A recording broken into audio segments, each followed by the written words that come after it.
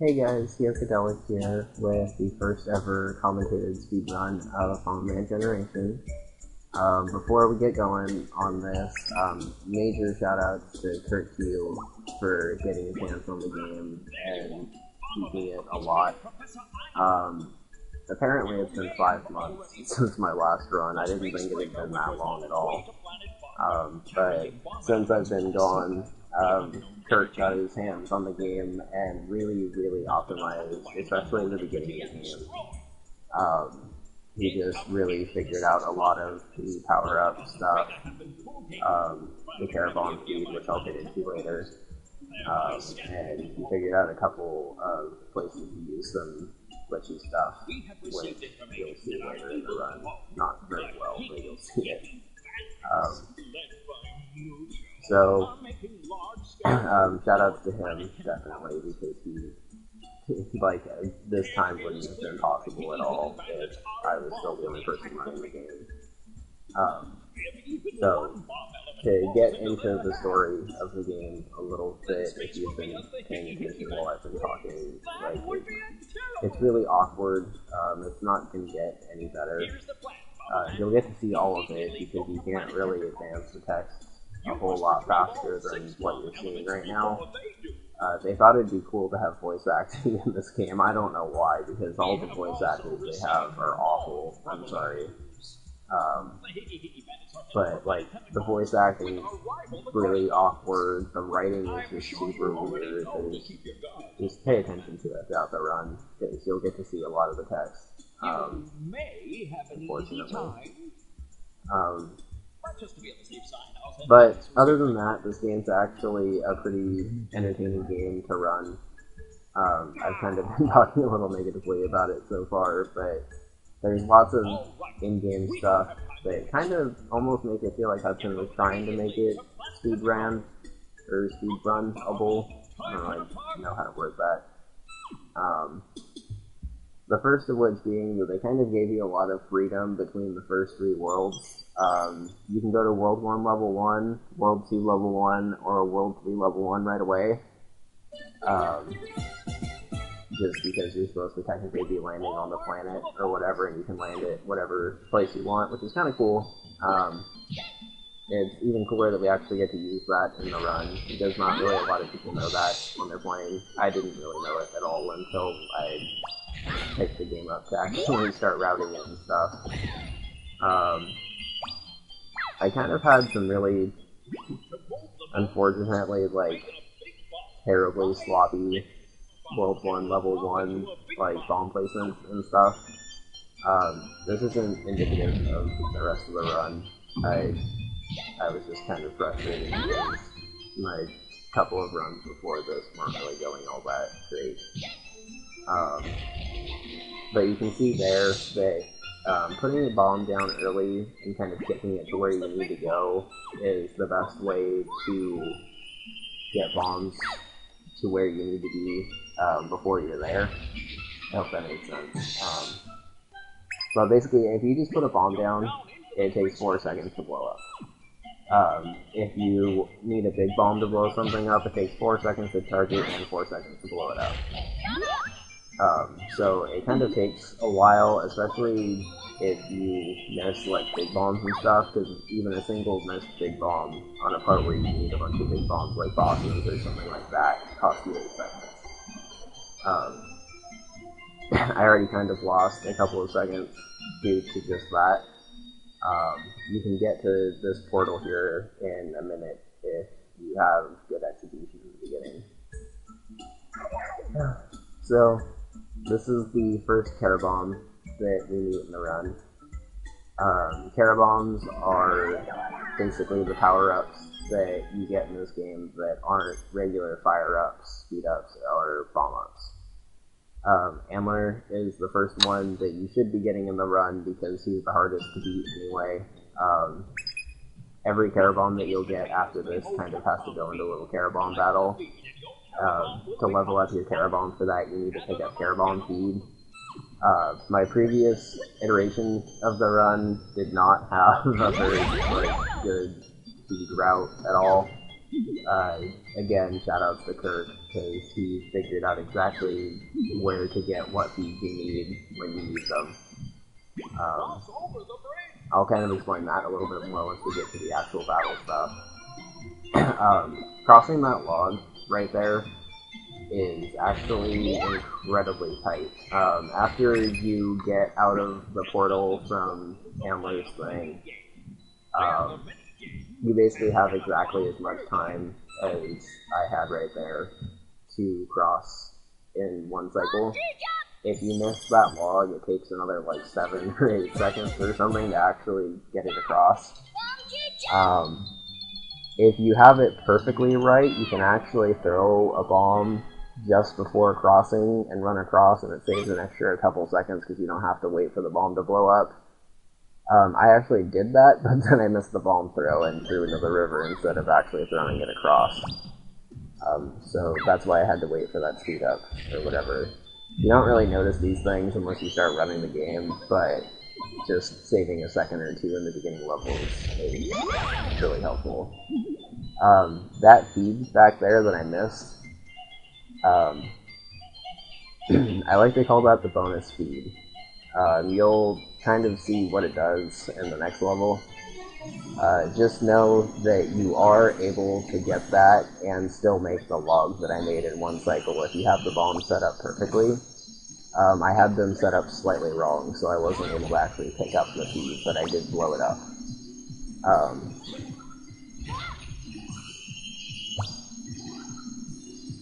So this boss isn't supposed to be this easy at all. It actually took... I was just kind of playing around when I was writing the game and found that little sweet spot right there where you can place a bomb in front of you and hit the boss, but not have the bomb blown away, which they apparently didn't know that that spot was there when they were testing the game, I guess. So like I was saying, you can go to any of the first 3 worlds right away, so we're going to do that and hop over to World 3.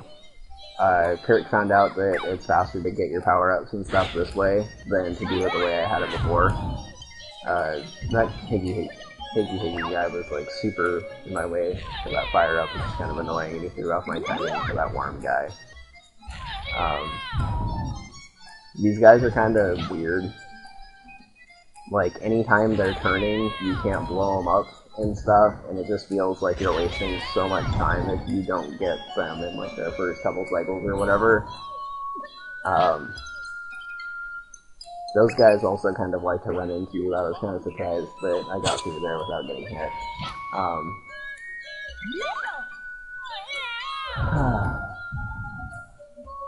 So this is the first battle of the run. You're not really going to get to see very much, but because I kind of mashed through it really quick. But basically, it's like a rock, paper, scissors thing, where you can... There's 3 elemental types, water, fire, and electric. Stegadon, the guy that we're fighting right now, is fire, and we're water. And basically what you're supposed to do is you pick your Terabomb, and then you pick the order of attacking, special attacking, or defending that they do.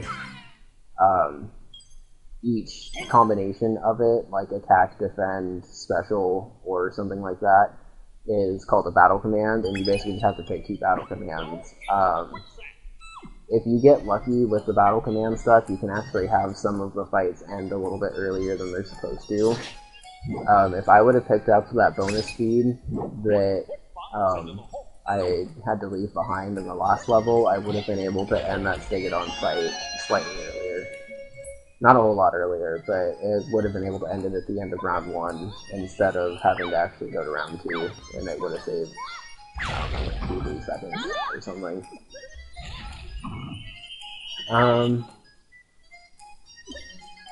So like I said, Kirk really optimized where to pick up the power-ups and stuff. I only do things slightly differently from him.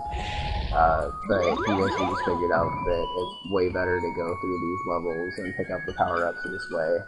And honestly, it feels a lot more optimized doing it his way. As you can see right here, we already have 6 feed.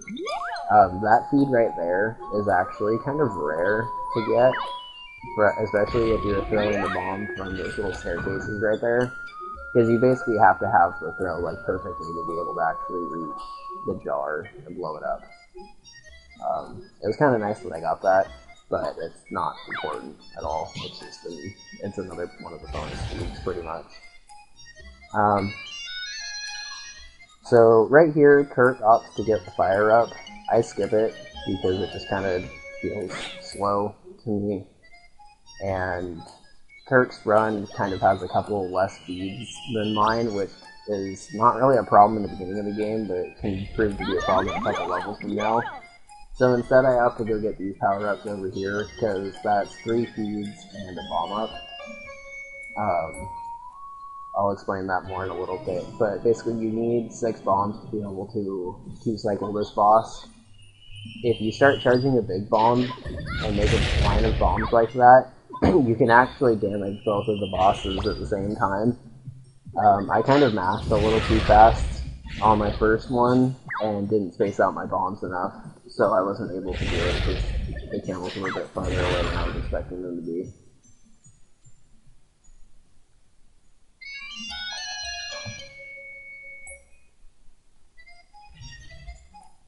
But yeah, you can get that boss in 2 cycles if you hit one with the big bomb, and then hit it with the little bomb on the next turn, and switch that for the other camel. It's kind of complicated, and I wish I could have gotten it in this run, because I got it in the previous run that I had, but you're kind of just up to the boss's luck of if it actually wants to let it 2-cycle or not. Throwing the bombs through these guys actually saves a couple of seconds, like, per guy.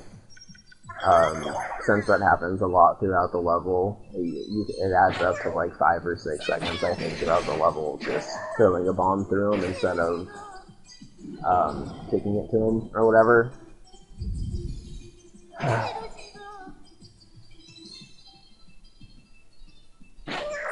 So I don't think that the bonus feed would have actually affected this fight at all. I think you would have just done more damage in round 1, which wouldn't have done anything because it would have still, because you would have still had to go to the second round anyway. But you can see there, throwing a bomb through with Amler, the long throw trajectory or whatever actually like crosses through both of them or whatever, so you can hit both of them with one bomb, and it saves a little bit of time. Switching to Kaiman here and running through the spikes saves an awful lot of time, because these levels are so slow. And this is something that's actually new to the run as well. This is new to any run, picking up that lightning card specifically, but Kirk found out that if you have 5 lightning cards when you're fighting a boss, you can summon Max from the beginning of the game, if you were paying any attention at all. You can summon Max, and he'll do a heart of damage to the boss. For most of the bosses, you'll see that that doesn't really do anything, because you can kind of just get through it a lot faster than Max could do a heart of damage.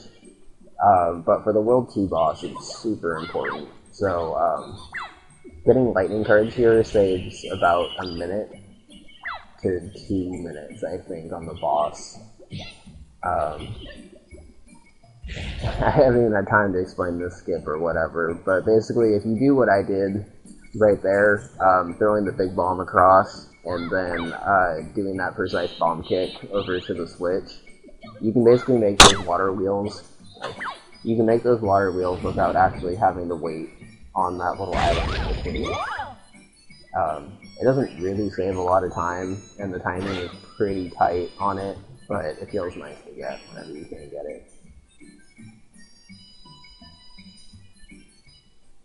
Area clear!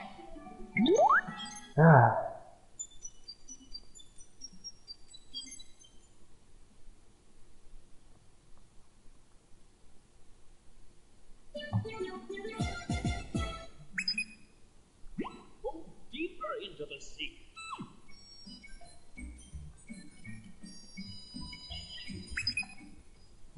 Fighting the currents can happen. So you can see running into the enemies kind of just speeds that up a lot, because otherwise I would have to wait for the bombs to blow up. That throw right there is actually something that's also not in Kirk's run. It's not worth it to try it more than once, but you can flick a bomb up there, and if you have the power-ups that I have right now, where you have 4 fire and max everything else, your bombs will just barely blow up that pole, and since we have to go over there really quick anyway, it actually saves a couple of seconds of just having to wait around up here for the stuff to blow up. Right there is a glitch that we'll actually be doing a couple of times throughout the run.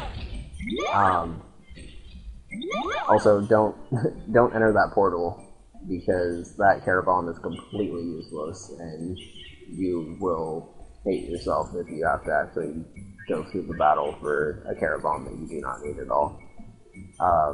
But that glitch, explaining that while we're going off here to get another lightning card, if you basically put the bomb right in front of the enemy and then flick the control stick back and forward, Bomberman will run up the ramp and then basically forward horizontally instead of like back down the ramp, so he'll end up on top of the bomb.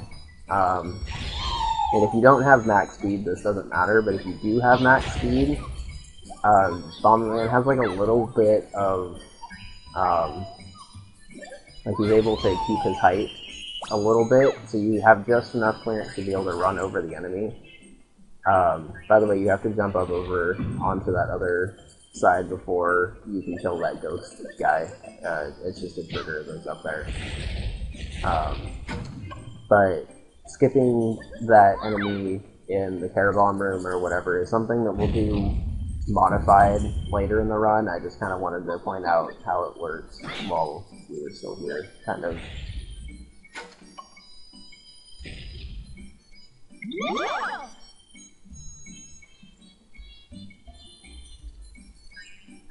So this part right here, if you hit the switch, run over here and launch a bomb up, your bomb will basically pass over this invisible wall that pops up just in time, and it can save a couple of seconds. Unfortunately, the bomb that I threw didn't actually kill both of the ghosts that it was supposed to, so I'm going to take out my frustration on these guys that haven't even spawned yet. I don't think the game expected you to have Stegodon right here, but this boat ride's pretty glitchy anyway, so who knows. But basically, if you have Stegodon, his power is a bomb kick that can just go until it hits a wall. So you can actually kick the bombs off of the ship onto the roof of the level, and then have them just land in this area over here. And it completely kills all of the enemies that are over here, which is kind of good, because they kind of actually get in the way if you leave them there. I found that out one day when I was just kind of messing around, because that boat ride is otherwise kind of boring. But it's fun when there's something to do.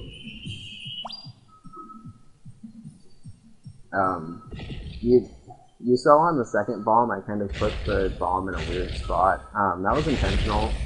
I was trying to get him to use his fireball to blow up the bomb. There's not really very much you can do in the beginning of the game to speed up your bomb explosions, except get hit by enemies in the right way. Or have enemies kind of use their explosions to blow up your explosions early.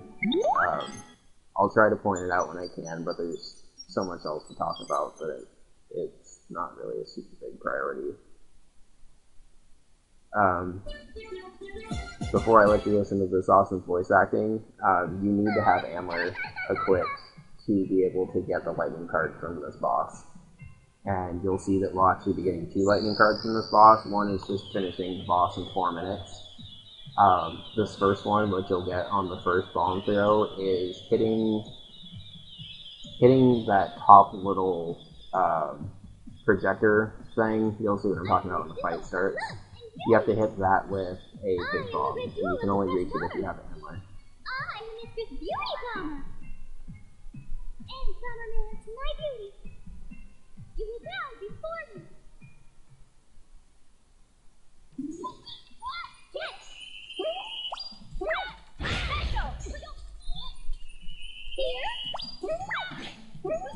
So, after you get that first hit, you have just enough time to get a bomb charge off and throw it at the boss before she runs away. If you get this, you can basically stun lock her until her final hit. If you don't, this fight actually becomes kind of annoying because she just moves around randomly and does all these random attacks, kind of like that. The easiest way to stop it is to just stop in front of her and do the bomb place thing, but you can see right there that it's not 100% accurate. At a heart and a half, she'll do this attack where these cones kind of just spin around her, and you can basically counter it by doing this. If you run in, and you can basically run into her because for some reason the game developers forgot to actually they forgot to code damage for running into the boss for some reason. So you can just run into the boss and drop off your big bombs there. And I didn't get it right this time, but you can actually kill her before she gets out of that attack if you do it right. I didn't catch what I got on that, but I think I've gotten about as low as a 108. Yeah, so it wasn't perfect. That was okay, I guess.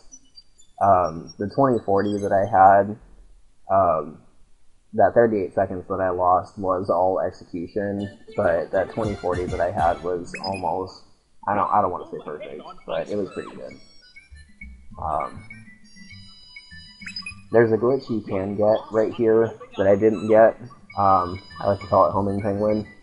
Those little penguin guys, you can see that they're red shots. They're kind of glitched because it just flew across the river, or not river, but it just flew across the water for no reason. But the red guy right there, you can see when you get hit by it, it counts as a bomb explosion, and you can kind of use that to hit switches hit switches or raise or lower seesaws and stuff that you're not supposed to be able to do otherwise. So this is actually kind of one of the first points of real frustration in the run. Motor Bomber is awful. Motor Bomber is especially awful if you have the recording setup that I have where the TV is black and white because the yellow ice and blue ice that you're skating on look very similar. So most of the time when I play Motor Bomber, I'm actually kind of playing it from my recording or whatever.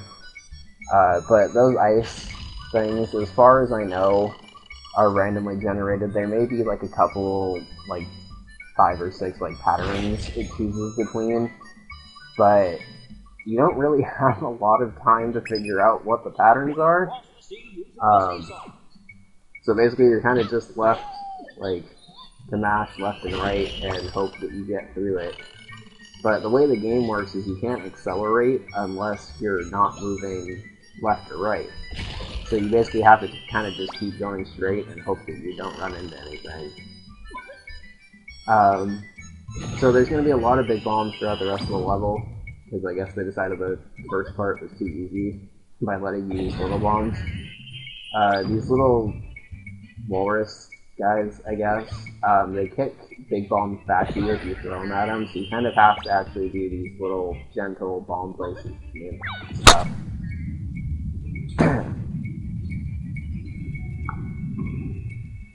If you run over here just in time, you can actually get that bomb throw. I wasn't actually expecting to get it, but I ended up having to wait anyway.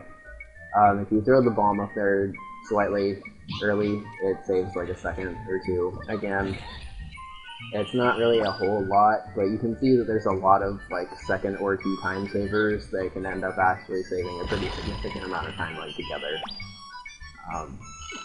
Which is the reason why I like this game. Like I said, or may not have said, I guess, in this recording. Even though this game's not really ran by a lot of people, Kirk and I have it pretty well optimized. This little part right here, I figured out, if you have the perfect bomb line set up, pretty much, where you run down and put 3 bombs, and then stop, and then run up and put 3 bombs. It's really complicated, but if you basically do what I did right there, those seesaws will be lined up perfectly every time, pretty much. Otherwise, you're left kind of just waiting. They can eat a good 10 seconds or so if those things aren't lined up right. It actually is like super annoying if they're not lined up right. So it's just like even little stuff like that has already kind of been figured out between Kirk and myself. So I'm hoping doing at least a little bit of commentary for this. I know this may not be the best commentary because I've never really commentated a run before, but I'm hoping that it at least helps a little bit.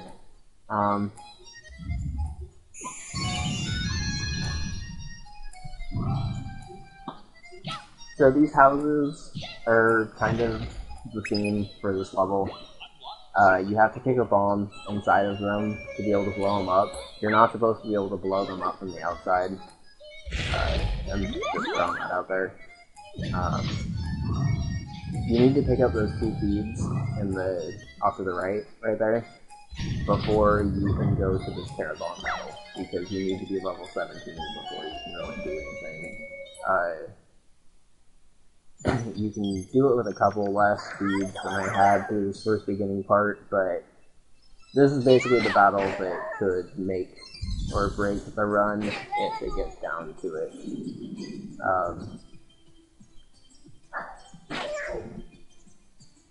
So, long story short on why you have to come here before you can just go straight through World 2, like it would make sense. Pterodon's a fire type, and Antler's a water type. There's only one electric type that you're gonna fight that really, like, can absolutely destroy your run. Not destroy your run, but just can absolutely destroy you, and that's Pommy. Pommy's power is remote control, which will let you detonate your bombs whenever you want. And it would make sense to get that right away, but Pommy just absolutely walls you, even if you're like level 20 or 30 or something when you go to him with Antler. So what you have to do is you have to come here and fight Pterodon, who's level 25, which I think is actually the same level as Pommy, but instead of being an electric type, it's a water type, so your special attacks do 40 damage. And you can see I survived with 1 HP, so even with getting extra feed, I still barely made it.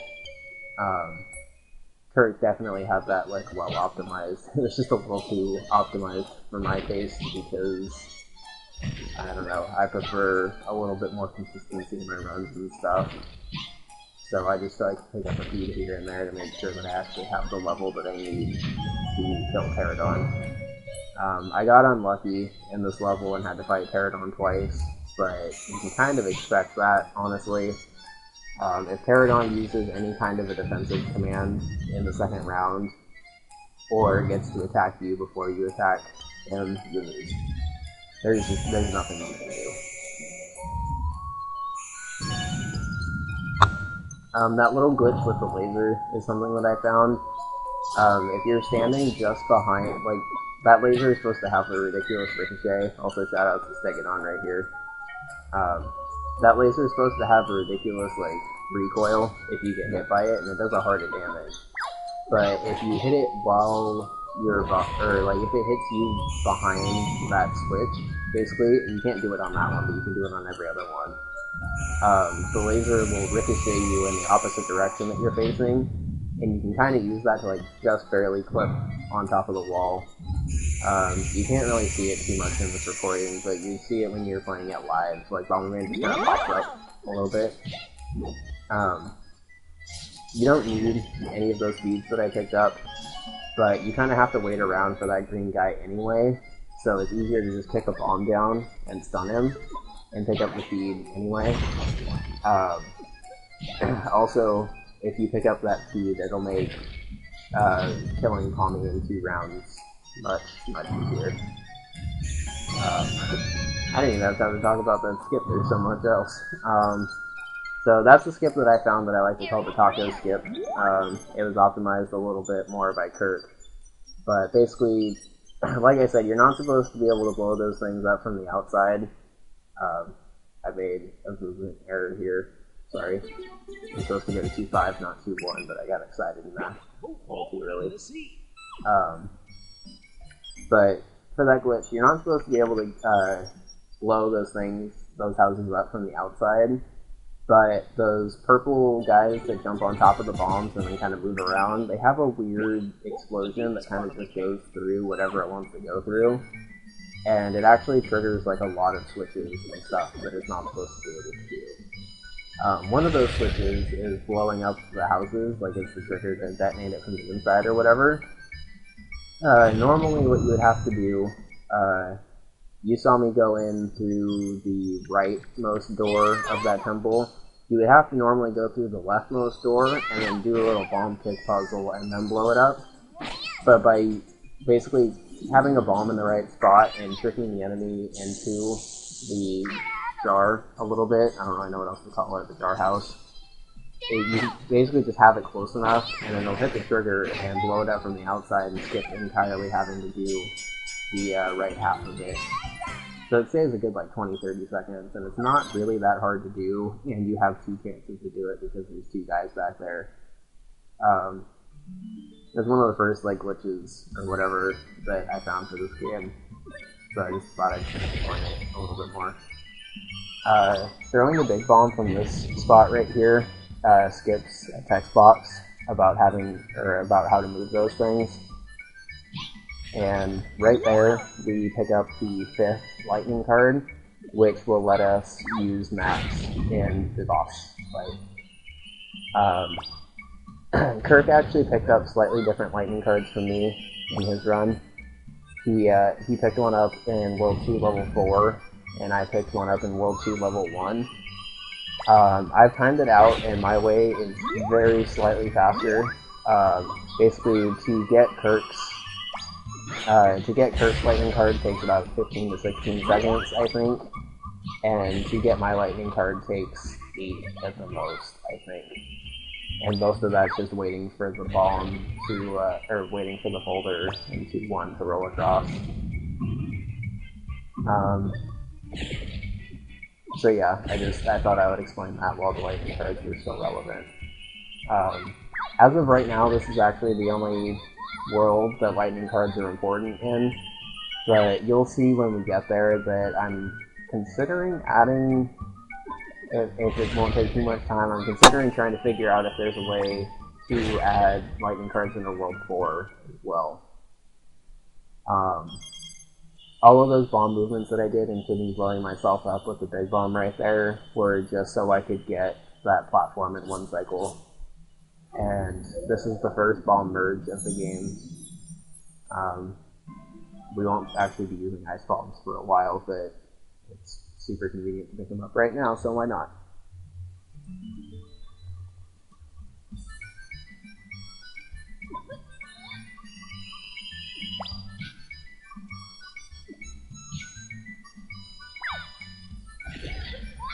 So you haven't really gotten to see it yet, but these penguins are pretty deadly. I'm kind of taking some like wide turns around them, but that's because they can lock onto you for a while. I got pretty lucky with this one, and they were kind of bad, but like if they lock onto you and swing around in a circle, they can seriously follow you very, very far. Like I've had a couple of runs end because I was trying to rush to the end of the level, and that penguin before like sniped me as I was running through the tunnel or whatever.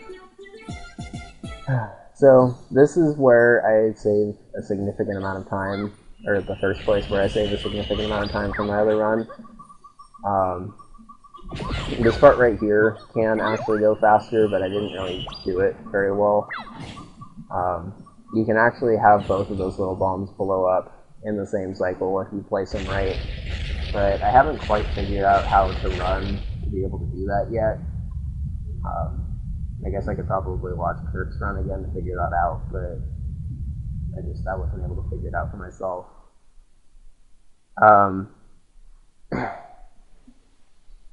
So I haven't really actually been able to talk about like quick switching between pair bombs yet. But you'll see me do it right here really quick. If you press the X button At any point, you'll bring up your Terabomb menu, which you can use the C-stick to switch to your Terabombs. And it's not something that I've really pointed out at all. Oh, I actually don't really explain it yet. I accidentally started charging the bomb, so I have to time this out with Handler's normal bomb. But switching between Terabombs is something that's actually, like, a surprisingly fun skill in this game. Not very many games really, like, use the C-stick all that well, but I like being able to actually kind of use that, and they have a pretty nice Terabomb menu. Alright, and I guess I should talk about this guy. This guy's a nightmare. I don't know if you've noticed yet. But basically what he does is he launches off these missiles, you blow up a bomb, and he's supposed to eat the bomb. But what normally happens is either these missiles run into the bomb, blow it up, or he just flat out doesn't eat it. The first 30 or 40 seconds of this fight was that happening. Luckily I was able to commentate over it, but there's not really very much you can do about that. Like, this boss's hitbox is like a V pointing out from, like, if you picture the point of the V being like right in the middle of his tentacles or whatever, and a V kind of coming out from that. I really can't describe it any more than that, but you can see that there are some weird hits that I take that I shouldn't take, and there are some things that I should definitely hit him that I just don't hit him because he doesn't take it. But because this boss is such a random nightmare, we got the lightning cards, and the lightning cards let us activate that little cutscene after we dip down below 2 hearts. When you dip down below 2 hearts, you get that max cutscene. He does a heart of damage, and you get a heart back. Normally, for most of the bosses, watching that cutscene is actually slower than doing the heart of damage yourself. You can see that this boss is kind of an exception to that. It's a nightmare. The second phase of this boss has an attack, this attack actually, where he just launches off missiles for 10-15 seconds and there's nothing you can do. But his eating animation is also different. Basically, after this boss gets down below half health, during this part, where he's supposed to be eating the bomb, he'll follow you wherever you go around him. He doesn't do that in the first part of the fight, where he'll only go 10-15 degrees left or right, or whatever, if you just picture a full circle around him. Like, he won't go very far at all, so like trying to navigate the missiles and actually dropping off a bomb in time is kind of a nightmare. But honestly, that boss in general is a nightmare, so even getting that was incredible. I don't say incredible, but that was a pretty good fight. It doesn't look like it was a good fight because I missed so many of the fights, or like so many of the hits before. But if you ever start playing this game, World 2 Level 6 will probably be your nightmare boss. I would be very surprised if it wasn't, actually. You made it through, Bomberman. I see you were able to retrieve one bomb element. So it's kind of annoying. Hudson let you mash through text, but Hudson didn't let you skip text bubbles. There's only one text bubble, I think, in this entire game that I was able to skip, and I've never skipped it before. It's after the World 3 boss. I'll try to see if I can point it out when I get there. But, like, you can mash the text to load as quickly as you can just by, like, mashing A and B, but it won't actually advance to the next screen of text until the voice clip's done. So that was a pretty good World 2 overall. I kind of took a lot of damage, but it wasn't too bad. After the worst boss in the game, we actually have kind of a break. It's not entirely a break because this boss has ended a couple of my runs before, but compared to World 2 Level 6, this guy's kind of... So, you are the foolish Bomberman who defies our master Mujo. If you don't fear these beautiful wings of white silver. Then come battle with me. So this boss has about 4 or 5 different attacks. I'll point them out as we get there. But basically, this corner more or less completely breaks this boss. I have no idea why. But just like standing in the far corner of this almost always makes him do that little dashing forward and back attack. And it may seem like a really slow attack, but all of his attacks are really slow, and this is kind of average. And I haven't really figured out anywhere else to stand to like consistently manipulate his attacks. But standing in this corner, basically until he gets down to 2 hearts, will almost always mean that he does this attack or a really fast attack. So it may not be super entertaining or whatever, but it's definitely worth it to stand here. After 2 hearts, he's able to do a kind of like a carpet bombing attack or whatever. If you get really lucky, you can have him go through his next 3 hits without doing that attack. If you get really unlucky, he can do this attack for the next 3 hits. It's this one, by the way. So the attack started at 109, just for your reference.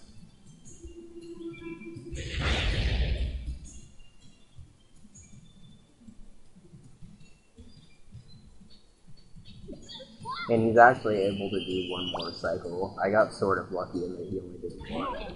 But you can see that that took over 25 seconds. So this boss is more or less entirely based around minimizing the amount of those attacks that you can get. This final attack is also really awkward, and he took some really weird angles on me, but I was able to dodge it luckily. But the most important thing of that fight is trying to minimize the amount of times that you get the carpet bombing attack. Generally, good runs will only have 1. I think I've only fought him once or twice where he hasn't done it at all. Area clear. And I think I've only fought him a couple of times also where he's done it all 3 times. In case you were wondering, the lightning cards that I got from that guy were purely coincidental. I didn't need them. It doesn't hurt to get them, I guess, but I wasn't trying to get them. Get through the sandstorm. Unlock the secrets of the room. You can kind of see that there's a decent amount for me to explain in every level, but most of it's kind of just because there's never really been a commentated run before. And I don't know, I think there's enough in the game that makes it interesting, like that. That's another instance of those purple guys being super glitchy and hitting switches and triggers where they're not supposed to. There's enough stuff in the game that I think people could actually get into it if they tried. Bomberman Generation is a super cheap game to pick it up. I got it from Dimple like a year ago not even a year ago, I guess, before I started running this, for like $7.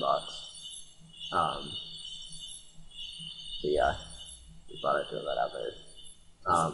Right here is the last care bomb we're going to be getting in the run, Pea Dragon. The rest of the care bombs in the run, there's only 1 more that you're actually supposed to get, but because the battle for it's actually sort of annoying and time consuming, we don't do it. You'll see that come into effect a lot in Week 4. But for now, just know that Pea Dragon is basically, it's literally just Palmy and Pterodon combined. So now we have remote control of our bombs and we can jump on them. So there's not really anything else we would ever need to do. There are a lot more Terra Bombs in the game, but they're not really all that useful.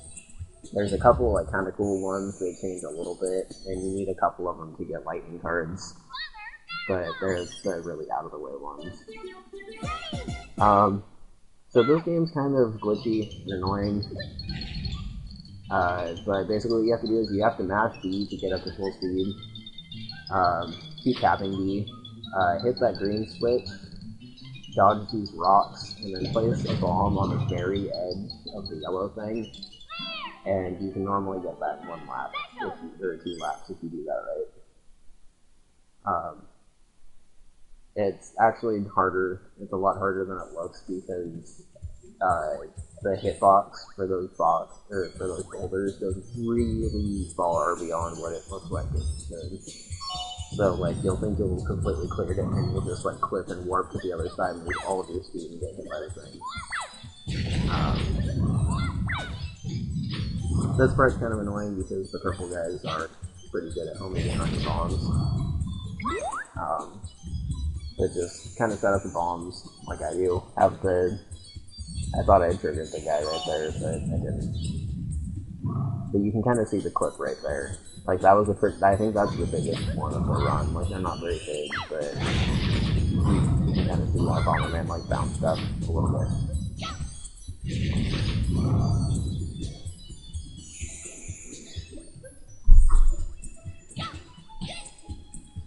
So this room actually kind of sucks if you don't have this angle. I did have the angle when I messed it up, but those little laser guys can actually do, like, a lot of damage really quickly if you're trying to do that room, I think, the way that they intended, where you're, like, standing pretty far back and kicking it.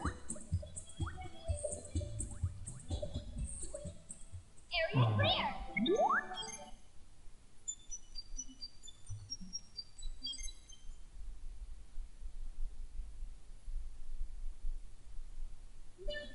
So this is the only, like, vertical puzzle level in the game, and I kind of wish that they would have had more of these, honestly, because routing this level was probably one of the more fun levels in the game. But basically what you have to do is there's these, like, 5 switches that are keeping these, like, permanently tilted platforms from being lowered, and you need to hit all of them. I think they intended for you to go, like, slowly through all 5 floors, but it's a lot faster to just go all the way to the top and then go back down. These fire guys have, like, incredibly large ranges where they can hit you. Like, you saw that fire, like, almost take me out right there. Like, they can seriously just take up half the screen. Being really precise with that bomb throw and throwing it from about where I did skips, an unnecessary text box where the game just tells you to throw a bomb on there and flip it. You have to make sure that the bomb's kind of on the blue tile, otherwise it won't actually rotate it though. It's a little glitchy, so you kind of have to play around with it a little bit.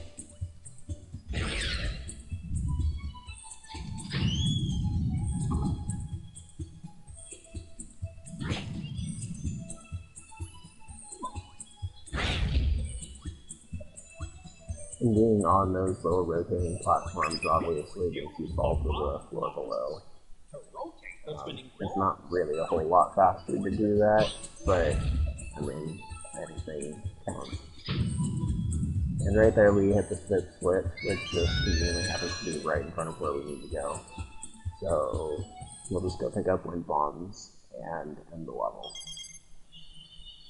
You'll see me right before the end of the level try to switch to Ambler. I don't actually get it, so it costs me a second in the next level. But switching to Ambler kind of helps manipulate the first form of World 3's boss. I'm not going to have a lot of time to talk about it once the fight starts, so I just thought I would bring it up here.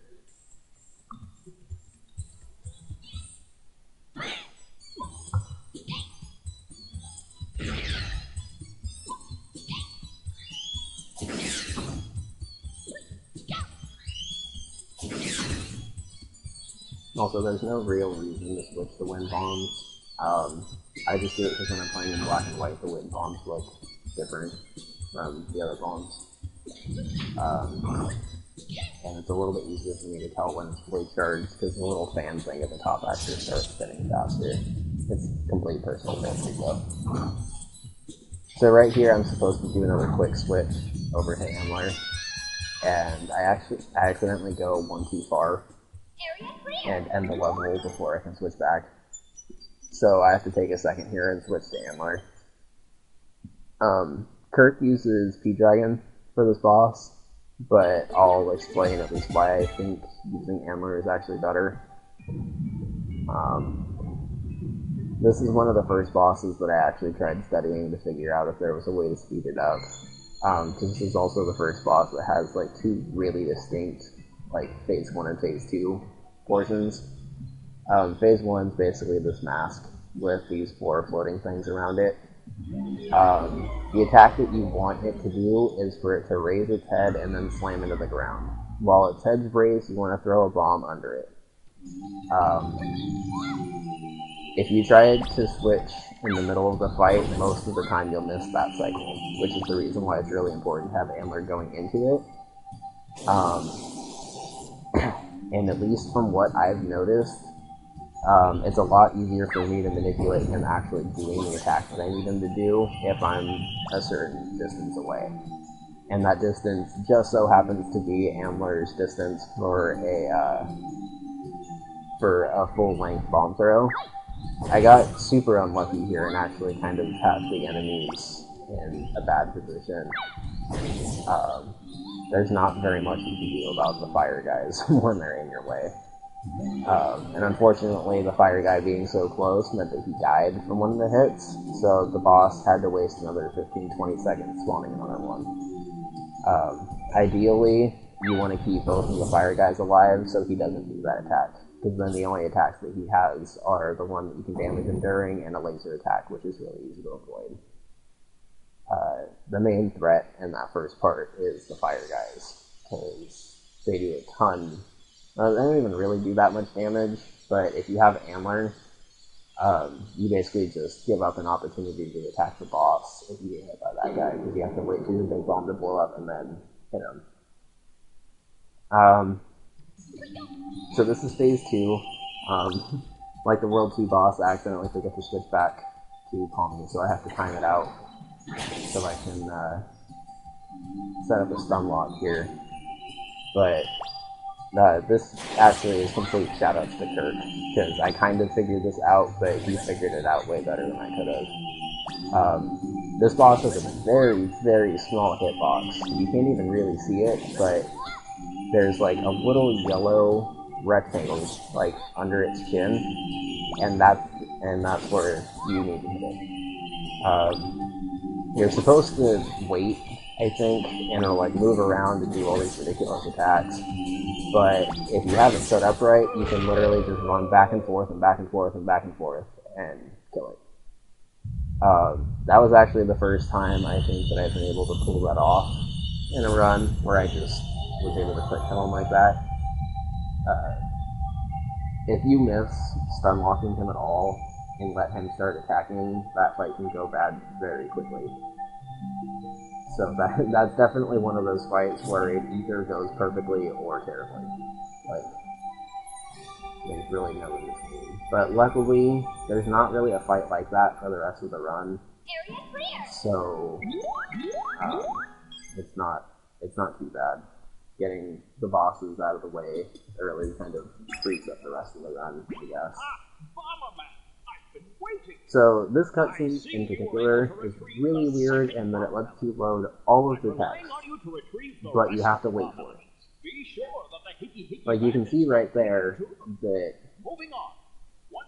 okay, right there, that M text is actually the first time I'd ever seen that. It's the first time I'd ever gotten that glitch. I tried to load all of the text, and for some reason it only loaded the M.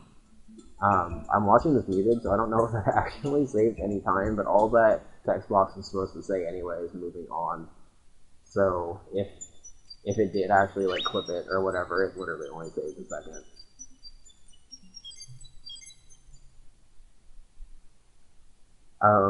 So I don't actually end up saving any time in this split, but doing World 1 right now is actually faster than doing World 1 the way that I did it.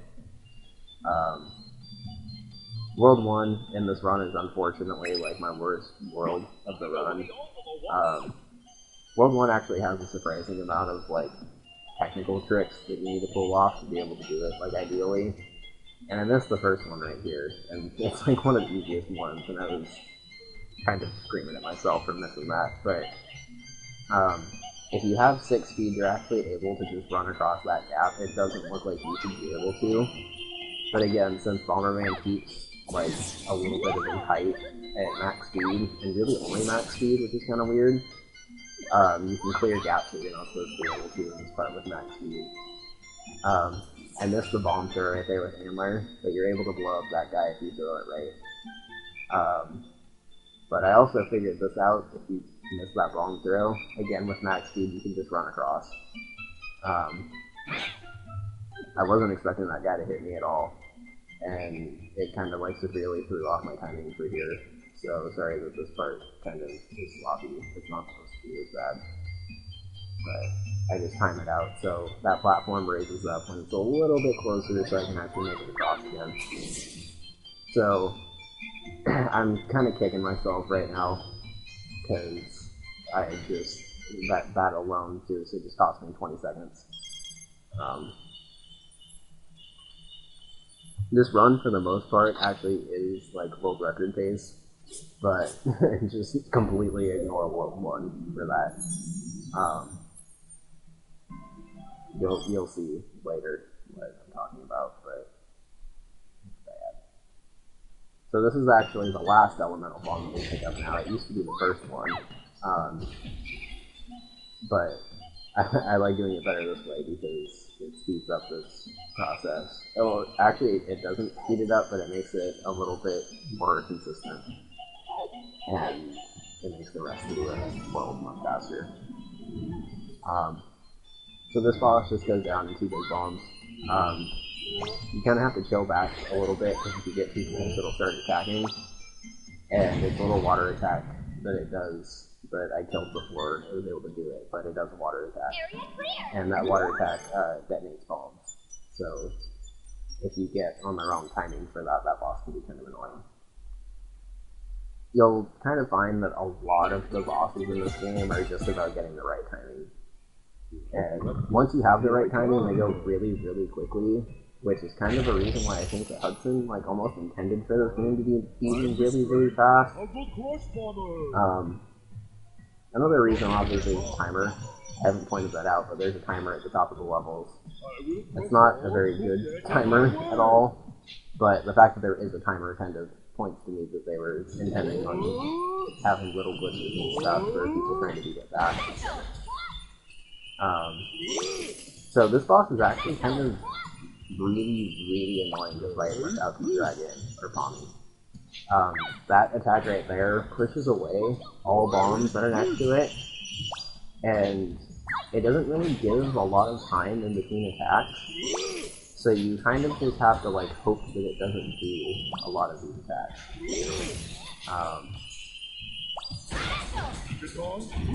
That Megaton Crush attack also blows away bombs, so you can see right there that I barely even had enough time to do it, and I had Pommy.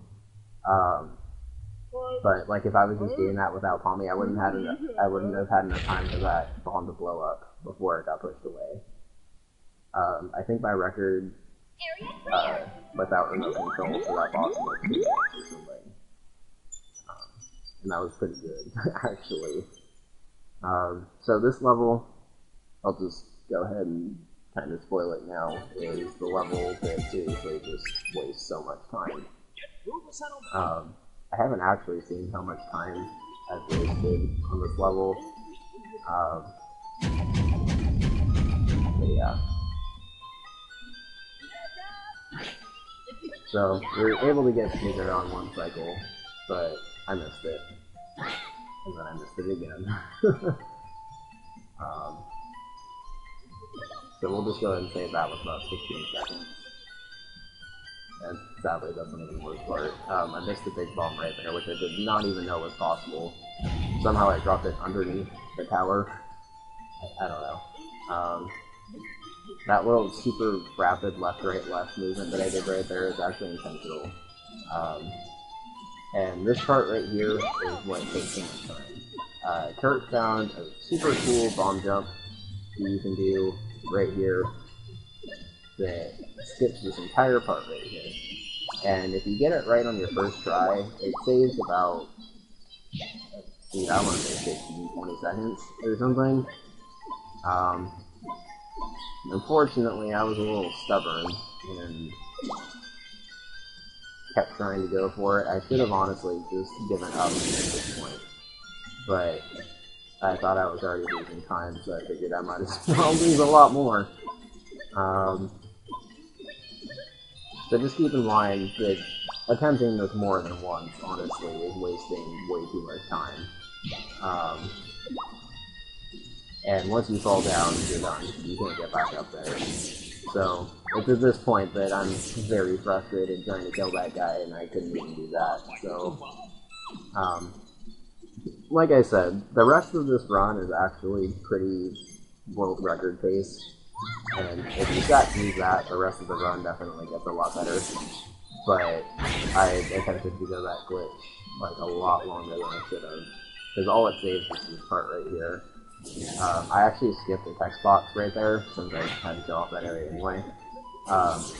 If you're not hugging that wall that I was hugging right there at the very end with the big bomb, you'll get a text that you have to use a big bomb to clear that gap. And I mean, it's not very much, but again, if you're skipping the text here and there, it definitely adds up over the run. Enter the settlement. So, in addition to everything else that went wrong in the level before, I realize at this point that I'm actually really low on health. Being under, or being at a heart or below in this part is actually pretty bad, because these little platforms where you have to drop off a bomb behind you and have the boulders, like, drop off on the towers, I've had more than one run, I'll just say that. I've had more than one run end where I just dropped a bomb in front of me and couldn't do anything because you're stuck up there after the, I'll explain it after this tower, but basically once you ride the elevator up, you're stuck up there. So if you put a bomb in front of you right there, like I actually did right there,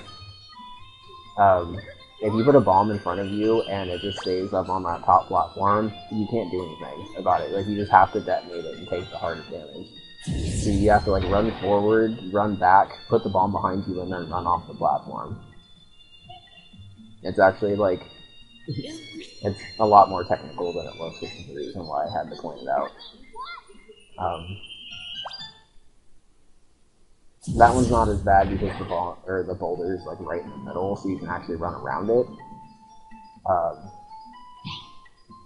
I have no idea if this is faster, but it at least looks kind of cool. You kick a bomb over there, and then the cutscene kind of warps you, like, directly next to it, which gives you just enough time to 2-cycle that boss. Again, shoutouts to Kirk, because I did not know that.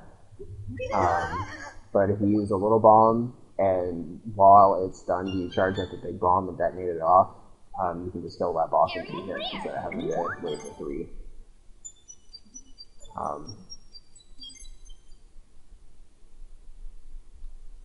So this level is actually the only reason why doing World 3 before World 1 is faster, coming out of World 2, at least. Basically, if it weren't for this part, you could just choose to do World 3 directly after World 1 if you wanted.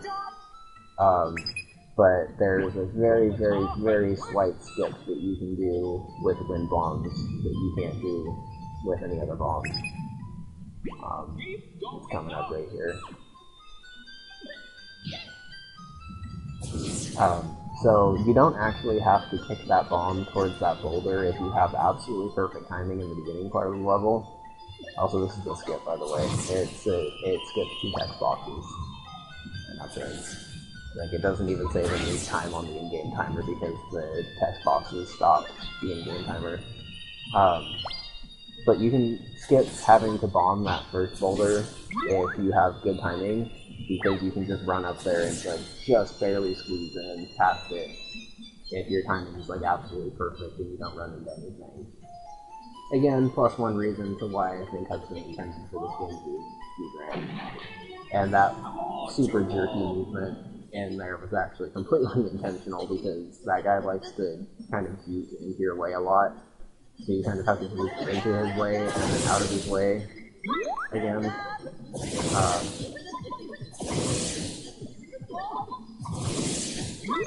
So if I had more health, I would actually try to just end this fight faster, but because I'm a little low on health, and because I think I actually have 5 lightning cards, I need to play it careful here. And just make sure that I'm far away from that explosion. If you have more health, you can literally just run into that guy while holding the big bomb and kill him. Like, you don't even have to drop it or anything. It's kind of weird, because I think it's the only boss that actually does that, because his hitbox is big enough to just instantly detonate the bomb. Because he just kind of, like, rolls over you or whatever. But the reason why I needed to make sure that I had health was because I was already above 2 hearts, and if you take damage in a boss fight and dip under 2 hearts, and you have the lightning cards, you actually have to have the max cutscene, like it's not an option or whatever. And it may not seem like it's very long, and it's not, but just straight up damaging the bosses is a lot faster. I do not think that they intended, well, I don't know. Like I said, there's a lot of things in this game that really make me kind of question if Hudson knew about them for speedrunning purposes. Because this boss, literally all you have to do is run around in a circle around it. I actually did a really terrible job this time, I'm now remembering. But basically, playing this boss without T-Dragon or Tommy, again, is a complete nightmare. Anytime this boss is running like this, it knocks away bombs instantly. So having it, you have to like basically have it run near a bomb, but not close enough to a bomb to kick it away, or hope that it gets hit during one of its attacks or whatever. But if it even like touches the bomb when it's moving like that, it'll kick it like clear off the map. You kind of saw it happen a bit towards the beginning of the fight, where all my bombs were just like flying away.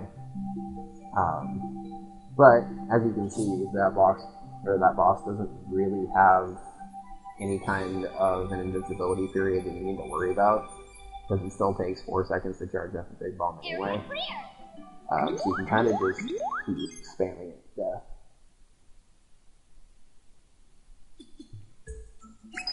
And as you can see, like, having that max cutscene only do a heart of damage, it wouldn't be worth it, since you can do a heart of damage in about 8 seconds. Closer to 9 or 10, including the chart is a drop and pick up time, I guess. But you can tell you're kind of skipping text a little bit better when it actually kind of looks chunky like this. Like, if you just let it scroll normally, it basically just loads pretty slow, like the flow that's actually pretty nice. But I don't like that. So if you just mash A and B at the same time, you like load it up faster. I don't know if it actually saves any time, but it at least feels like it does.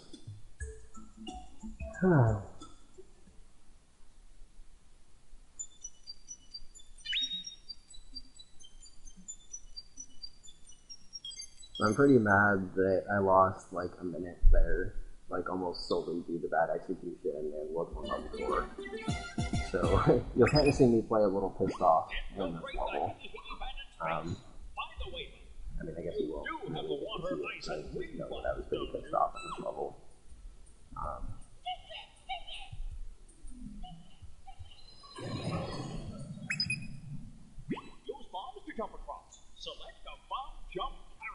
So this is the first time where you actually have to bomb jump. And ironically enough, the first time you have to bomb jump is actually faster than you just drop down and not bomb jump. And that's like kind of a weird little trick. Like, I don't really know why they would let you do that, but if you just run underneath that giant meteor, it like completely zips you out of it over the layer every single time. And it's super easy to set up, so worth it to do, I guess.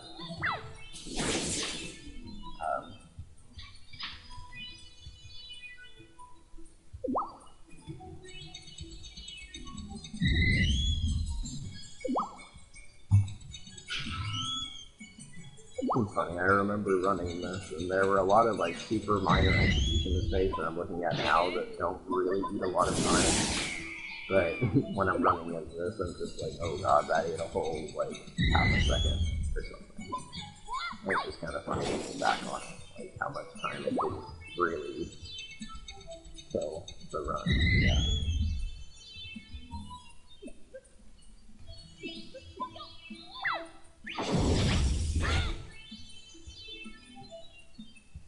So again, shoutouts to KirkQ for this. I feel like I'm kind of beating the dead horse here, but there's another glitch bomb jump. Actually, I messed it up here, but again, it's faster as long as you can get it within the first 2 tries, and I got it on the second one. When you fall on top of a bomb when you're not supposed to, Bomberman kind of does that like glitchy bomb kick thing.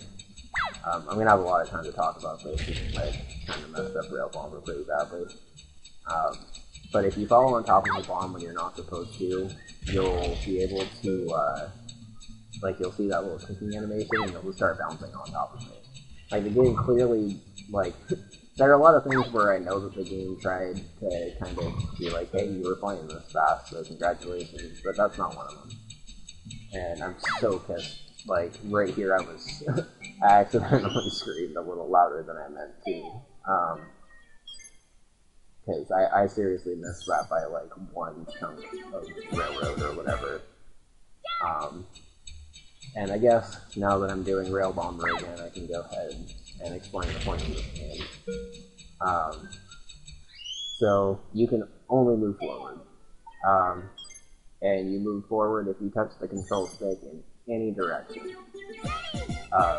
So if you go too far forward, you're done. You lost. I accidentally did it there in the beginning. On my last one, I hadn't had that happen in a while. But basically what you have to do is you have to keep moving forward and throw bombs in front of you to clear the path. And when the boulders get like this, it's actually really difficult because your bomb explosion stays around for so long, and even when you're not holding the control stick forward, you still slightly move forward. So if you throw the bomb at the wrong time, you lose. And your bomb explosion is so small that it has to be within, like the railroad alternates between purple and orange, and it has to be within 1 purple and orange unit, I guess, from whatever it needs to hit to actually kill it. Or hit the switch or whatever. So Rail Bomber is actually, like, there's 3 or 4, I think, points in World 4 that just eat time in every single run that I have. And normally 2 or 3 of those eat a pretty significant amount of time, and then I hit one of them. Rail Bomber was one of those ones in World 4 that just ate a lot of time. This boss can also eat a lot of time, but again, shout out to Kirk, who of course figured out a way to make this a lot faster. Switching to P-Dragon, you're not actually supposed to be able to hit this boss, I think, because you're pretty close to it. But if you're right there and actually get hit by the boss, or like get hit by your own bomb from the boss, you can basically just keep mashing A and lob bombs in until you kill it. That boss's hitbox is terrible.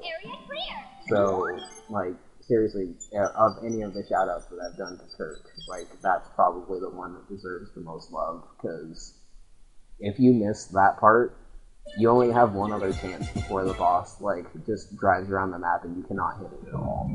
Like, if the boss is moving at all, you cannot hit it. Like, I've never once done damage to a boss when it's moving, because the hitbox to throw it in that back part is just so small. Also, shout out to terrible voice acting.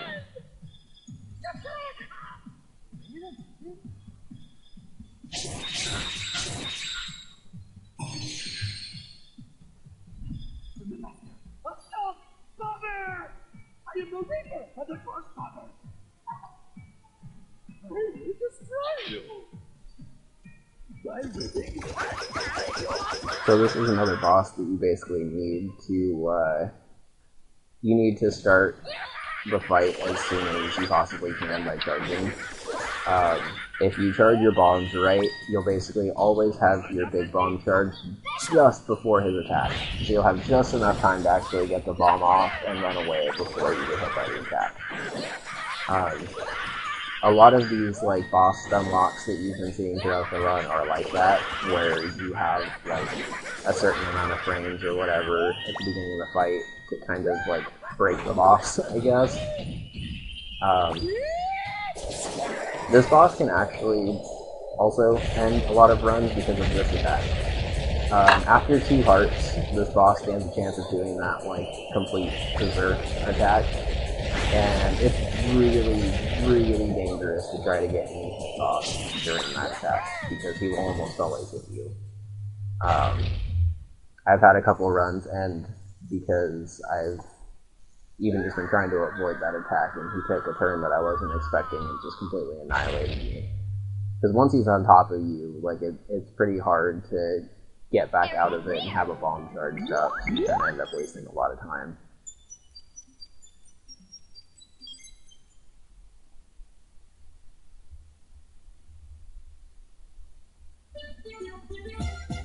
So this level right here is probably my least favorite level of the run. And, I mean, the level itself is actually probably one of the more creative levels in this game, I'd say. But the bomb jumps at the end are just terrible. This part right here is just navigating your way through the level, so it's not really all that bad.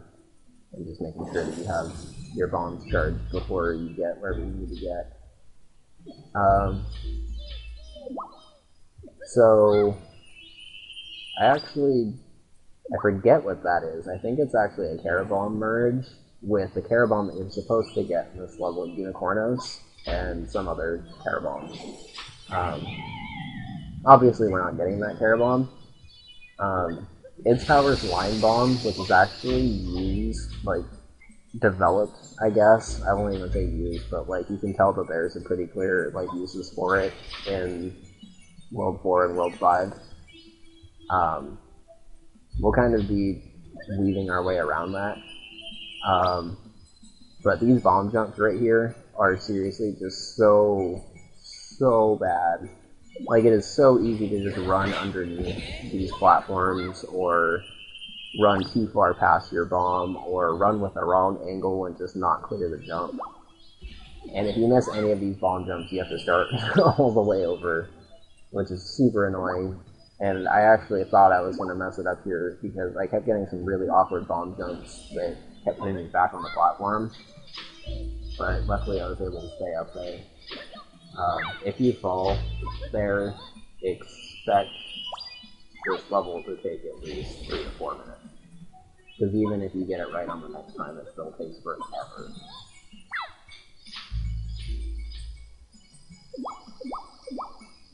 That bomb jump's also kind of tricky, but mostly just because I don't think you're supposed to be doing the bomb jump like that. When you have Line Bomb with Unicornos, you can kind of set up the line of bombs exactly where you need to. And when you have a bomb line exactly set up, Bomberman just bounces like he's supposed to. But when you have bombs like kind of sporadically placed like that, and are jumping in between them, like by buffering the direction that you want to do, Bomberman kind of jumps awkwardly. So clearing that can actually be kind of annoying without Unicornos. You can actually do it without Speed Dragon also. If people are interested in seeing that, I could put up a video to prove that it's possible. My very first run for this game didn't actually get Speed Dragon, but with a couple of the bomb jumps that we have now, it's probably pretty important to have it.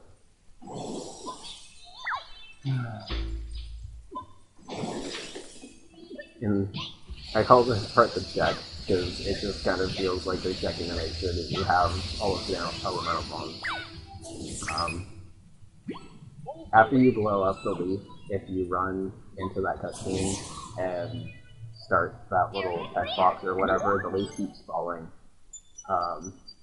If you like activate that text and then blow up the leaf, you still have to wait for it. So it's better to blow up the leaf and then immediately activate the text box.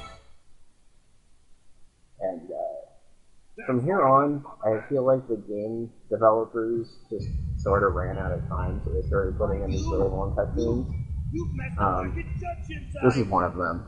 It's actually kind of one of my favorite cutscenes in the game, so I'll just be quiet for this part. You know this is our territory, with the civil engineering brothers of the Higgy Higgy Bandits.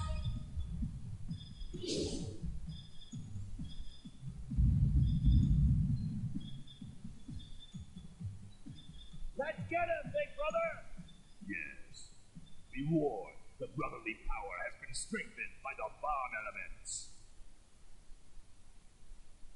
Big brother! Little brother! Unite! New formation!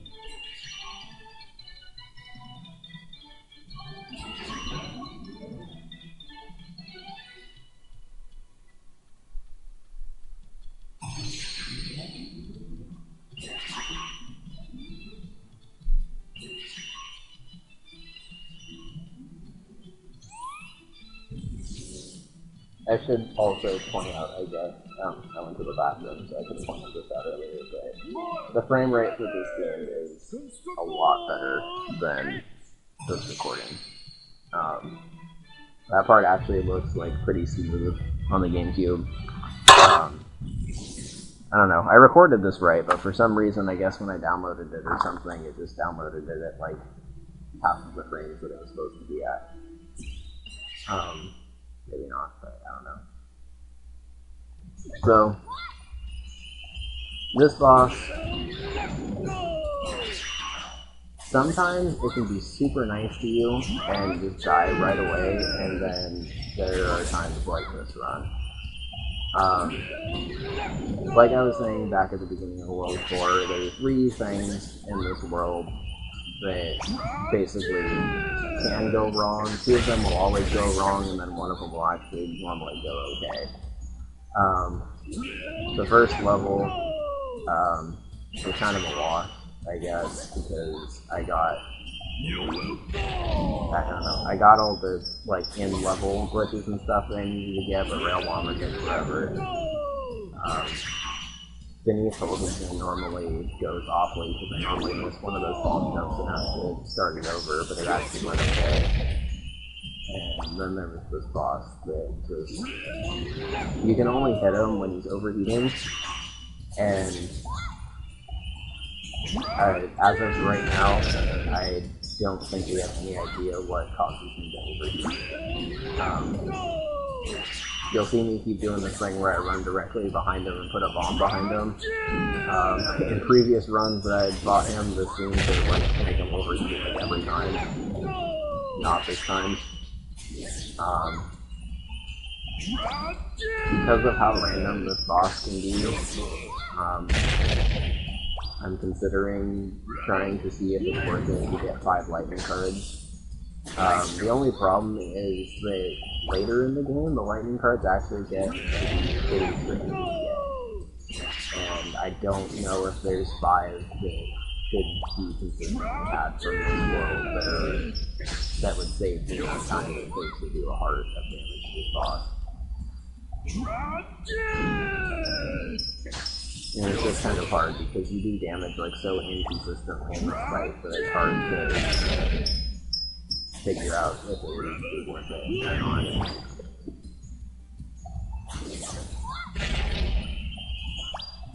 I will destroy you with my laser blade!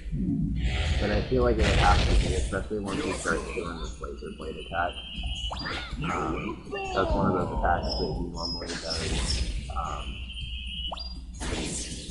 He normally does that attack towards the end, so I think he'll only do it if he has 4 hearts or less. He may only do it if he has 3 hearts or less, actually. And you can normally tell when he's doing it, because instead of holding on to you, he'll just walk to a random area of the map and then start doing that attack. It should be the hardest attack to avoid from him, but because he kind of just runs to a random area first, it's actually by far the easiest. Because you can kind of just tell when he's homed onto you and when he's not homed onto you.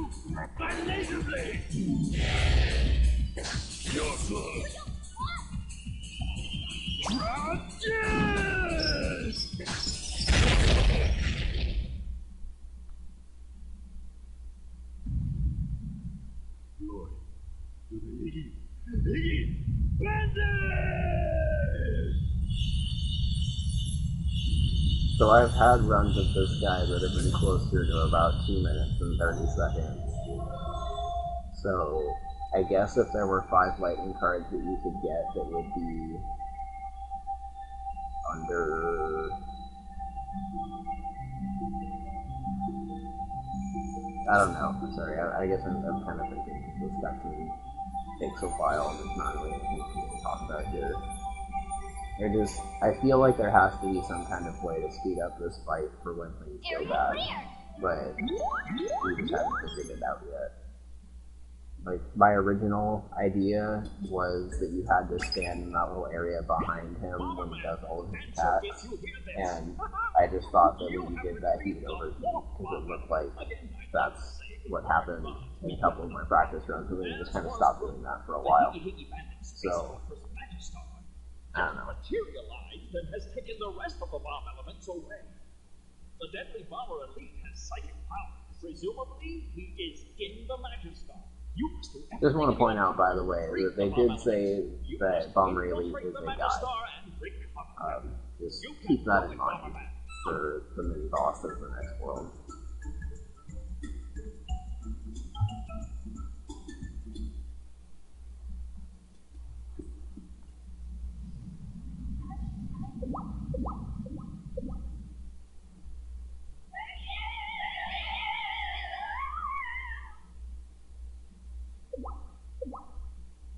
But yeah, as you can see, they're, especially in the second half of the game, they just start doing these like really long cutscenes to eat up time.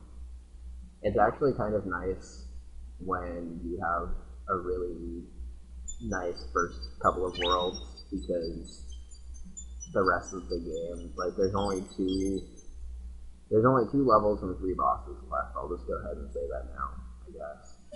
And the levels aren't as execution heavy except for the end part. So once you get to this point, most of your runs are going to be okay. I actually had a run I posted a couple days ago on Reddit where I was like 5 or 6 minutes ahead of my previous best, which would have been about on pace for this, and then I died in the final phase with the final boss. It's just kind of annoying. But for the most part, once you get to this point in the run, you're pretty much good. Like, Commander X is the last real source of randomness in the game. And it's kind of annoying that he's so far into the run, but you just kind of have to take it.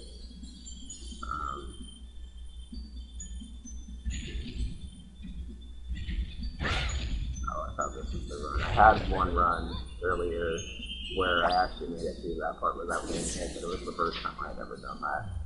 Like, manipulating those cannons to fire is really awkward. And you don't see me do it, really, because I do it so quickly in the corner. But while I was running up that ramp, I used the C-stick to switch bombs to light bombs so I could activate that bridge. And then while the bridge was materializing or whatever, I switched back to light bombs. It was super fast, and most likely you're going to take anything in that part of the game. That's how it is.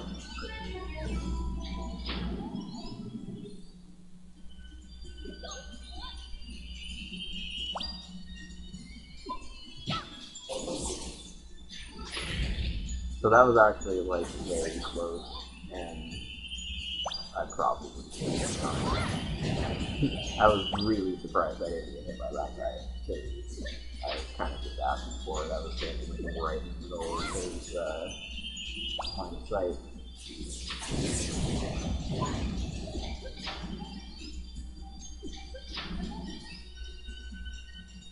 So I think this is actually the first time I've ever gotten less than 2 minutes in negative bypass, and now we're going on to the Psycho Elevator.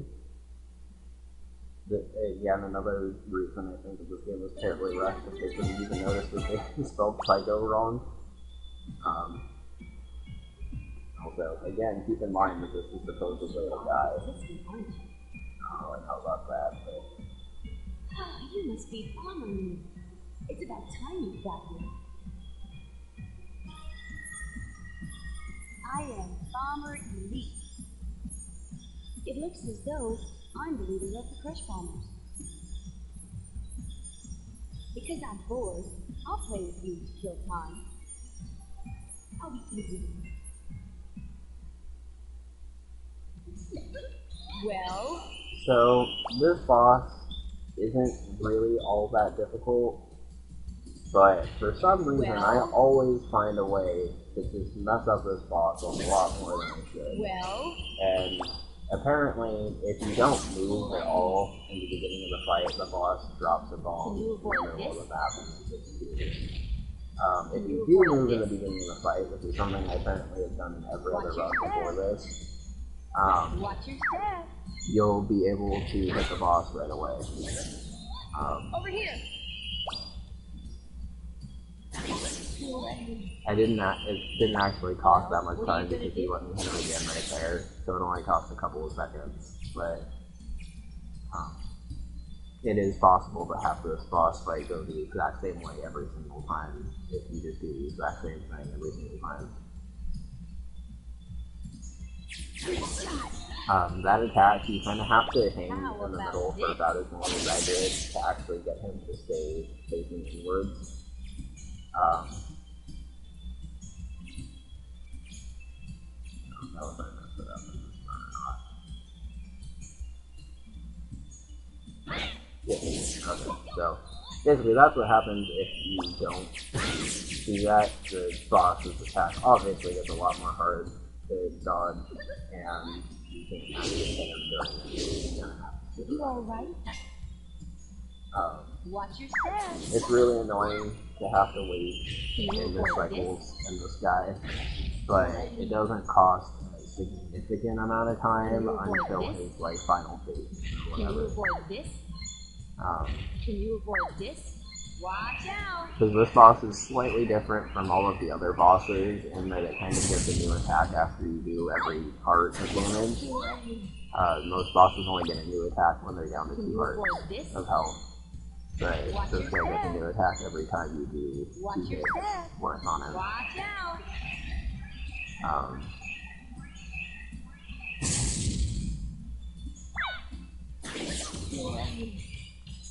So it's super time consuming if you miss a cycle after you get down to 1 heart because he always does this attack first. And you can't hit him, and there's nothing you can do but run around and wait for the attack to end.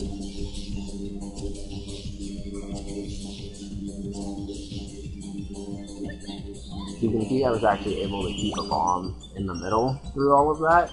So if there was a way to actually hit him, you could do damage right there. But he doesn't make his, he's not vulnerable at all during the time. Like, he just goes straight into the next attack.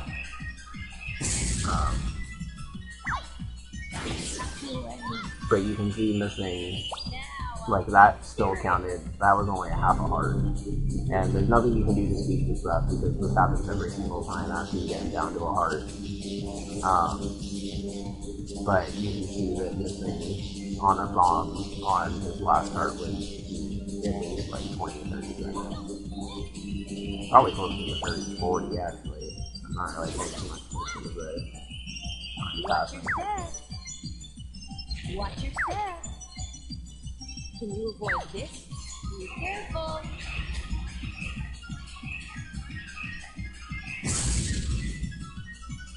So again, that fight could have been faster, but it also could have been a lot slower. So I was just happy that I got through it because this run was okay. I wanted to keep going. Coming up is the last level in the game and the last like really hard point in the run, I guess. The boss of this world, as you'll see, is a complete joke. And World 6 isn't really that bad either. Also, I don't get that cutscene at all. Like, I don't get why Bomberman started crying after killing the last Bomber Elite, because he had cried after killing any of the other ones. And, I don't know.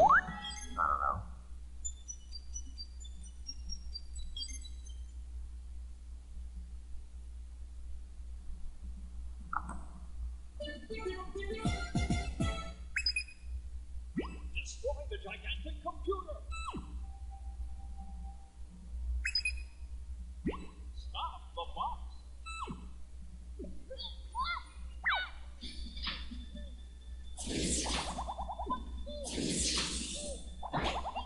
That guy normally doesn't snipe you right there, by the way. This was literally in the perfect position to be able to get me right after I ran by. In case it wasn't obvious enough that they ran out of ideas for the end of the game, they just straight up said, we're out of ideas, so here's the tree stump thing again. Those guys are actually pretty annoying, though. I think I got pretty lucky with them in this run, but they basically, their little tractor beam thing blows up bombs instantly, and normally once they target onto your bombs, they will target onto every single bomb you will ever let. So you kind of have to stand out of the way a little bit and let him do that little cone thing. And then run down there, and if you hold up as you're bouncing over that, you can just barely make it over. I'm not really 100% sure if that was the intended solution or not, to be honest. It's been a while since I've played the game with like intended solutions. But right here we actually have to switch back to Amler. This is the main part in the run where they expect you to use your unicornos, because you're not supposed to be able to hit those, but if you time your bomb throws perfectly as you're sliding across that, you can blow up the switch, and stalling just a little bit in between the first and second ones will line it up, or will line those platforms up pretty much every time. That was another thing, but Kirk taught me, so again, shoutouts. It's been a whole like 10-15 minutes since I shouted them out, I guess, but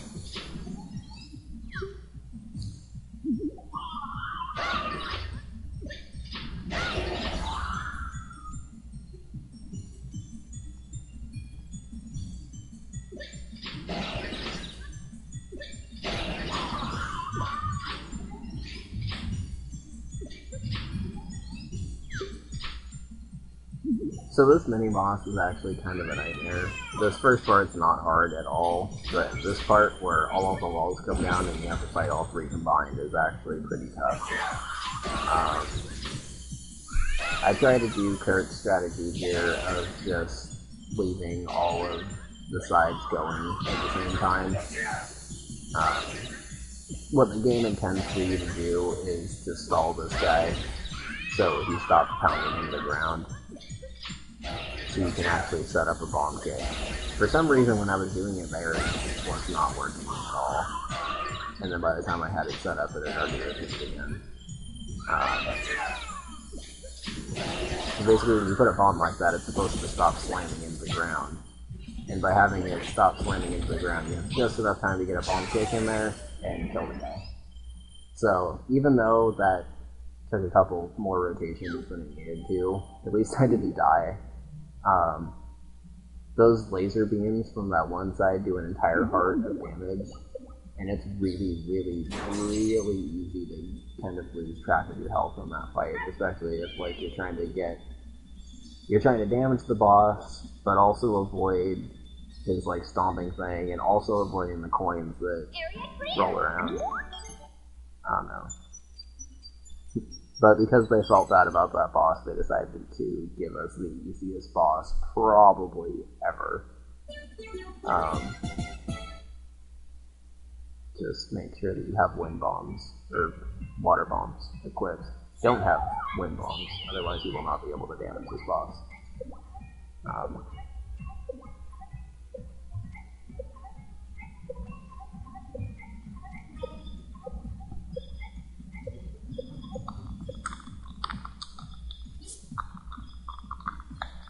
So I remember this boss being pretty hard as a kid, but apparently when I was a kid, I didn't think to just start running in circles around him, literally. Hudson either forgot or intentionally didn't put a hitbox on the wings at all. So the only part of the boss that can actually damage you is its body and its tail. And if you're not in front of it for its attacks, you will never get hit by anything that it does. I think I was actually like mad here because I missed a bomb that cost me 4 seconds.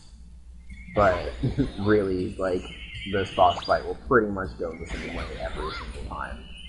and you can even kind of afford to be a little weak with your health because you get a health refill after this.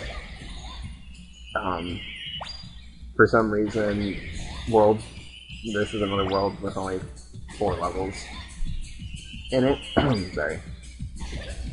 So you can kind of just do whatever you want with your health.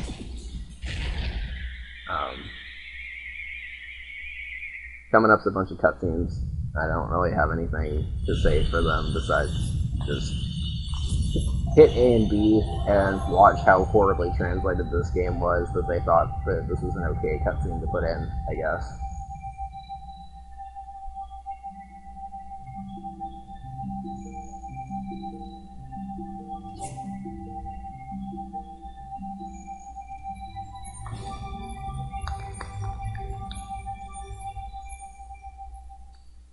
Area clear.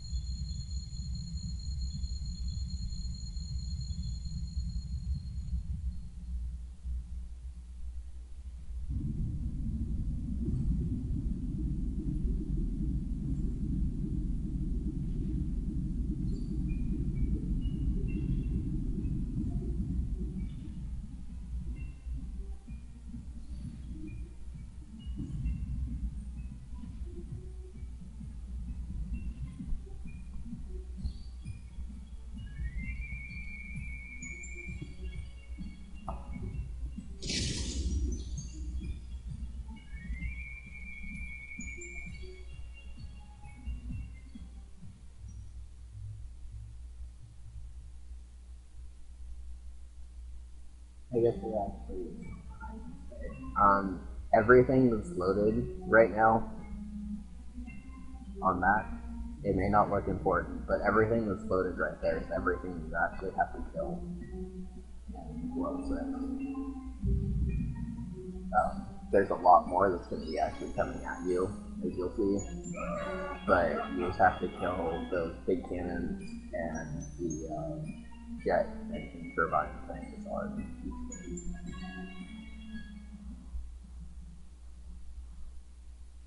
And now for the awesome story. Bomberman! Bomberman! Oh, you made it! A gigantic battleship! No, it can't be. The rumored Armor Joe, it's been deployed? We have no time. Bomberman, you must infiltrate the Armor Joe and retrieve the last bomb element. You must. You must. Good luck, Bomberman. Like, I'm assuming somewhere in the Japanese version they gave any kind of a hint that Dr. Ein was supposed to be dying at some point. But I guess they just decided to kind of throw that in there in the World 5 cutscene. Also, in case you didn't get enough cutscenes during that, you also have a cutscene to open this level, and a cutscene in the middle of the level.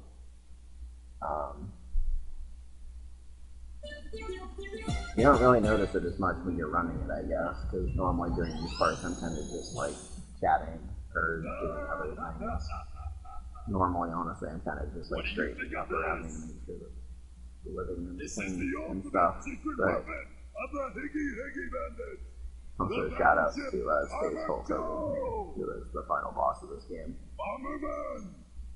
If you want the bomb element, then you must come to me. That is, if you can get this far.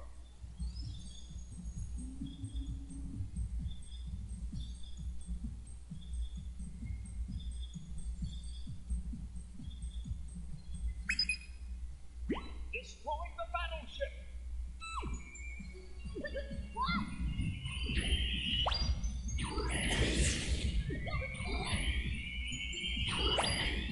I'm trying to put some light bulbs here, by the way, because you need light bulbs for the boss.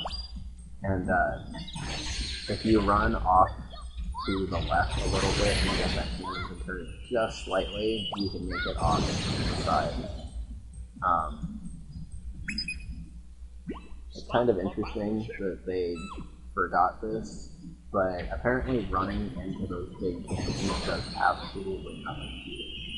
Like, you would think that it would at least do like a quarter heart of damage or something, which would still be worth it, but it flat out doesn't do anything. Running in between those two rocket things is actually kind of hard. You just have to kind of learn the timing and learn how they like skid against the walls and stuff.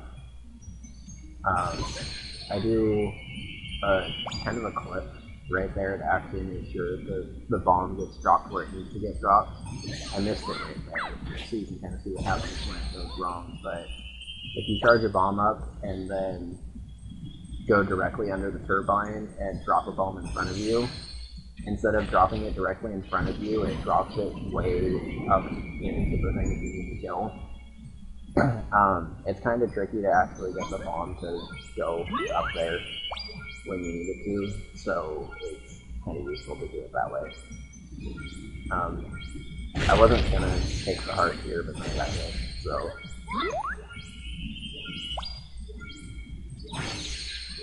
And I totally messed up the timing on that. And I really shot. I'm kind of a little paranoid at this point, so I just run into the guy and kill him. I could have done this part faster, but I was really kind of more concerned with just not losing the run at this point. As most of my World 6s are. If I could ever just like get consistent enough to have World 6 be important, I'm sure I could optimize it a little bit more, but most of the time when I'm here, it's just trying to survive. Yeah! If you're brave enough, then come try to get it! Another cutscene that makes no sense, really. This is the true strength of the bomb element!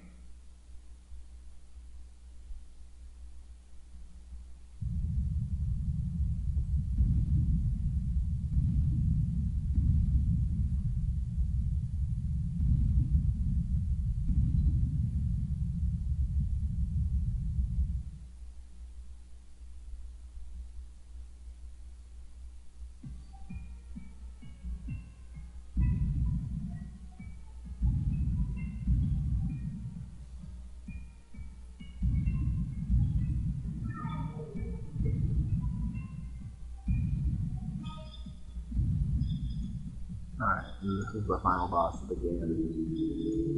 You need light bombs to be able to hit it in the first phase, because obviously it's invincible right here. Dropping the bombs right when I did and detonating them right when I did will always leave a little gap for you to be able to run through. I actually had to do some pretty like tight maneuvers in this one, because I kept putting myself in pretty bad situations, but there's not much you can do about that. After you do a couple hearts of damage, he'll put this little fire ring around them, and you have to use water bombs to kill him. I like to normally kick just like a little bomb in to make a gap, and then use a big bomb to make obviously a much bigger gap once the fire starts going away. And then after you get him down to 4 hearts of damage, he'll just start doing this phase. I actually messed it up and got myself in a little bit more health trouble than I was expecting to get into. But at this point, it's basically just bombing as much as you can. Normally, you can get 3 hits in per cycle. I think you could probably get 4 if you were really rushing it. But you would basically have to be at full health going into this part, even like a track. It's kind of hard to be in full health at this part because this box is kind of shitty. Yeah, that's a 149.29. Enjoy the rest of this ridiculous ending cutscene. I'm going to get you!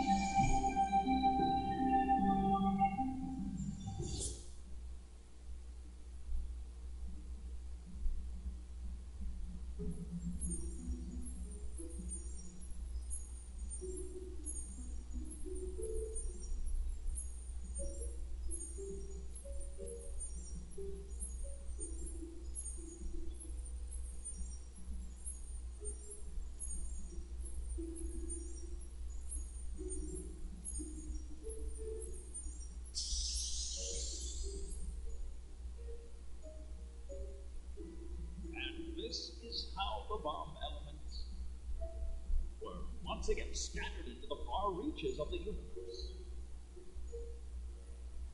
Now, whether this was their doing, there was no way for us to tell. There are infinite mysteries in this universe, which we will never be able to solve. Whether the power of the bomb element was of justice or of evil is an answer that may be determined by the way we handle our own hearts and souls. So, sorry, I always have to do how corny that ending is. So yeah, that's Bomberman Generation. Like I said, I think it's a pretty cool run. I think I did okay this run. There's definitely a couple of areas that could very easily be improved. I obviously need to get way better at that bomb jump in both on level 4.